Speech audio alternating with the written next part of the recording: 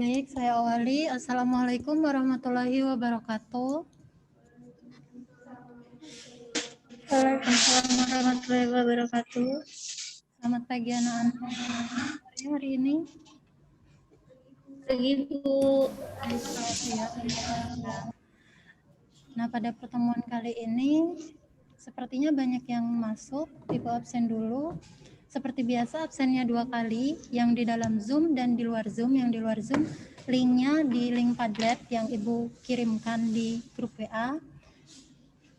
Baik, Ibu absen di Zoom sekarang. Linda Nirmala Dewi hadir. Ya Bu. Rina Hadir Bu. Devi Indri, Eni Puspita, Hadir Bu. Ervia Narimaning, selanjutnya Lutfi Marfuah, Hadir. Syaji Fitanto, Kuliatur, Siti Mutmaina, Hadir Bu. Wiwin, Yosi. Hadir Bu. Oh, baik, sepertinya hadir semua. Selanjutnya Ibu akan membagikan PPT untuk materi yang akan kita bahas hari ini, yaitu dokumen perdagangan dalam negeri. Sebelumnya kita bahas dulu apa sih itu perdagangan dalam negeri.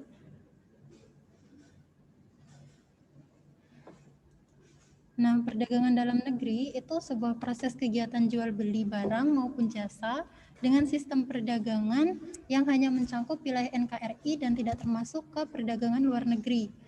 Bisa dikatakan perdagangan dalam negeri adalah perdagangan yang masih dilakukan dalam wilayah suatu negara, misalnya perdagangan antar kota dan antar provinsi. Jadi perdagangan antar negeri itu misalnya jual beli dari Lampung ke Jakarta atau dari Jakarta ke Lampung.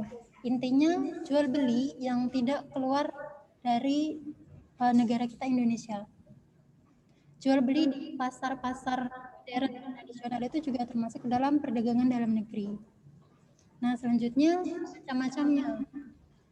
Dalam dokumen itu macam-macam apa sih? Yang pertama kwitansi. Di sini sudah Ibu lampirkan gambarnya, kira-kira seperti ini kwitansi. Kwitansi merupakan bukti transaksi perusahaan yang dapat berupa bukti penerimaan uang atau bukti pembelian suatu barang atau jasa. Nah, kwitansi itu biasanya terdapat tanda tangan sebagai bukti penerima atau pembayaran sesuatu.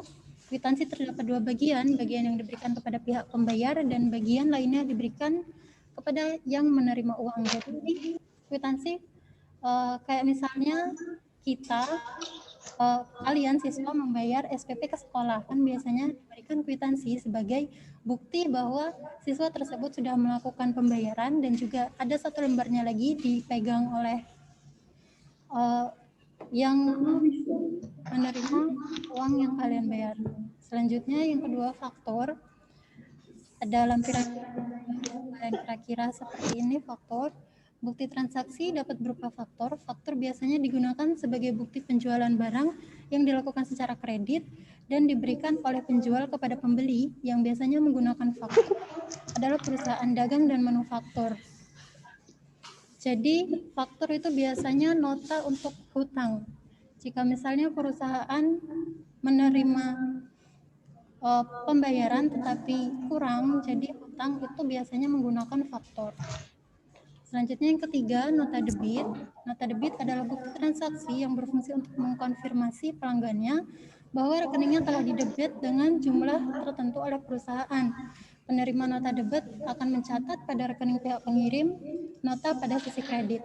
Jadi ini maksudnya nota debit itu misalnya Lutfi nih jadi pembeli dan saya jadi penjual. Lutfi membeli lemari, tetapi ternyata lemarinya ada bagian yang rusak. Jadi Lutfi tidak terima dan barangnya dikembalikan. Lutfi ingin barang yang kualitasnya lebih bagus, lemari yang tidak ada kerusakan. Nah, kembalinya barang yang sudah dibeli itu dimaksudkan dengan nota debit. Selanjutnya nota kredit. Nota kredit itu seperti balasan dari nota debit. Kalau nota debit itu ketika barang yang tidak sesuai dengan keinginan dikembalikan, maka nota kredit ketika barangnya sudah diterima kembali oleh pembeli. Jadi kebalikan dari nota debit itu nota kredit. Selanjutnya cek adalah surat perintah tidak bersyarat yang dibuat atau ditandatangani oleh nasabah yang diberikan kepada bank untuk pembayaran sejumlah tertentu pada waktu surat tersebut diserahkan kepada bank. Jadi cek ini misalnya ada lelang, ada barang yang sangat langka dan dijual dengan harga yang tinggi. Jadi orang yang membelikan tidak membawa uang cash untuk membayar barang lelang tersebut. Jadi pembeli akan memberikan cek. Cek itu biasanya ada nominalnya di dalam ceknya, sehingga orang yang menerima cek bisa ke bank untuk mencairkan nominal yang ada di dalam cek. Selanjutnya nota kontan merupakan bukti pembelian dalam perdagangan yang dilakukan secara tunai atau kontan. Nota kontan terdiri dari 2 lembar, yaitu lembar asli dan diserahkan kepada pembeli. Lembar kedua disimpan oleh penjual sebagai bukti adanya transaksi secara tunai. Nah, lembar yang sudah dilampirkan, nota kontan itu sepertinya yang paling akrab dengan kehidupan kita sehari-hari, karena di dalam warung-warung atau toko-toko, nota kontan biasanya diberikan kepada pembelinya. Selanjutnya, bilet giro merupakan surat perintah yang dikeluarkan oleh nasabah kepada lembaga keuangan tempatnya menabung. Surat perintah ini dikeluarkan agar melakukan proses pemindah bukuan sejumlah dana dari rekeningnya ke bilet giro, tidak dapat dicairkan dalam bentuk tunai.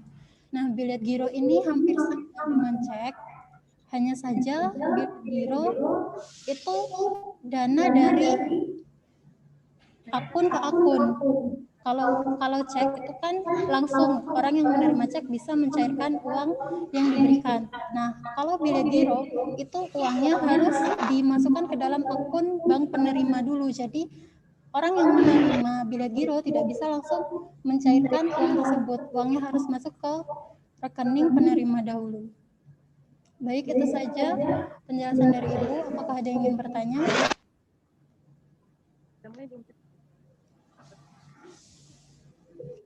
Selanjutnya, apakah ada yang ingin bertanya?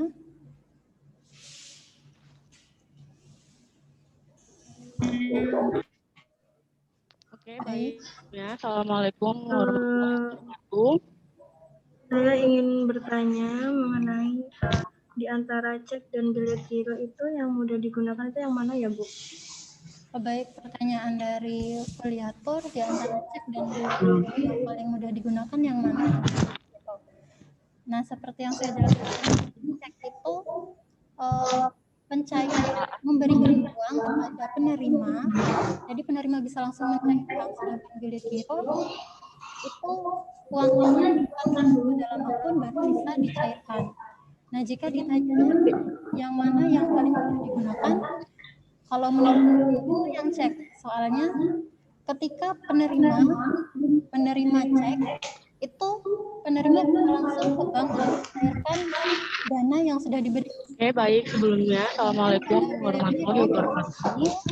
Dananya dimasukkan ke dalam akun bank tidak bisa langsung dicairkan.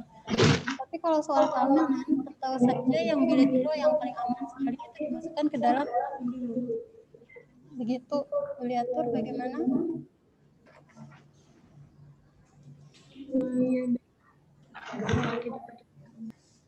Baik. Nah, selanjutnya dibagi menjadi 2 kelompok ya.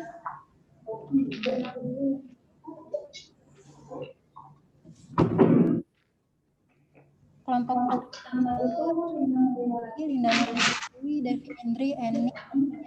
Kelompok 2 Lutfi, Haji Kulik, Timut Mainah, Pertanyaannya WA. Nah, untuk seperti biasa di web Padlet yang sudah Ibu sebarkan linknya. Ibu tunggu sampai 10.59.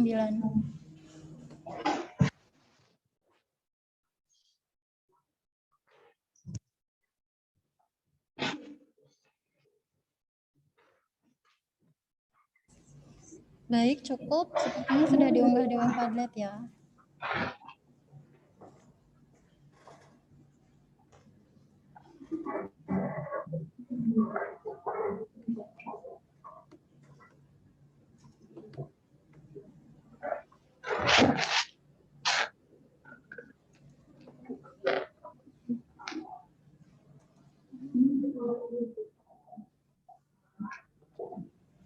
Oh ya, sudah dikirimkan. Untuk perwakilan kelompok 1, Lutfi Marfuah, bisa dibacakan jawabannya. Atau perwakilan kelompok 2 dulu, Rina Mulyawati. Ya, Bu. Kelompok 2 dulu ya. Ya. Ini jawabannya faktur. Faktur merupakan bukti transaksi dalam bentuk kredit. Faktur memiliki 3 rangkap, lembar pertama untuk pembeli, lembar kedua untuk penjual, dan lembar ketiga untuk disimpan dalam buku faktur. Nota. Nota merupakan bukti transaksi jual beli yang dilakukan secara tunai. Biasanya nota dibuat 2 rangkap. Lembar pertama untuk pembeli dan lembar kedua untuk penjual. Nota terbagi atas 2 jenis, yakni nota debit dan nota kredit.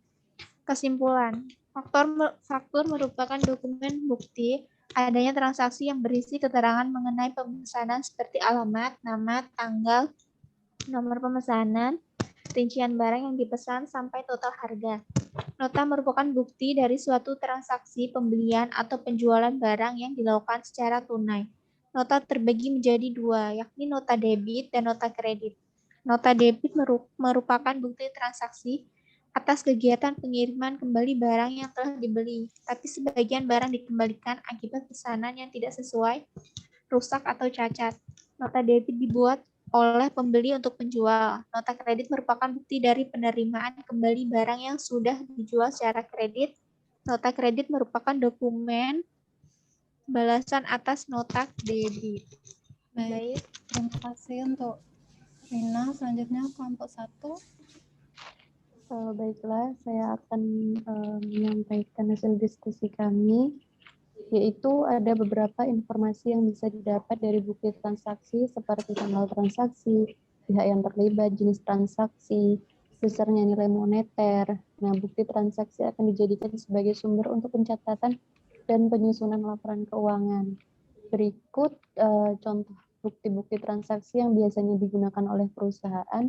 Itu ada kwitansi, faktur, nota debit, nota kredit, cek, nota kontan, dan biliet giro. Baik, terima kasih untuk Lutfi Marfuah. Jadi sudah dikirimkan untuk jawaban dari pertanyaan kelompok 1 dan kelompok 2.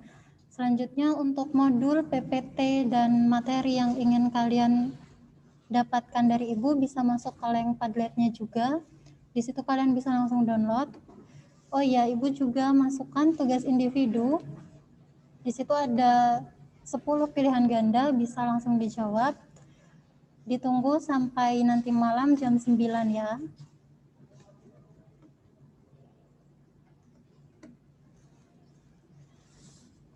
Sepertinya cukup sekian untuk pertemuan kali ini. Terima kasih untuk siswa yang sudah aktif bertanya, menanggapi, dan juga mempresentasikan.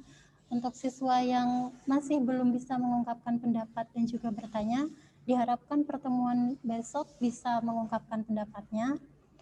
Selanjutnya kesimpulannya, pada dokumen perdagangan dalam negeri ini, dokumen-dokumennya biasa kita temui di kehidupan sehari-hari karena dokumen tersebut juga beredar di masyarakat seperti nota faktur yang Ibu jelaskan tadi. Baik, seperti itu saja. Jangan lupa tugasnya ditunggu jam 9. Selanjutnya Ibu tutup. Wassalamualaikum warahmatullahi wabarakatuh.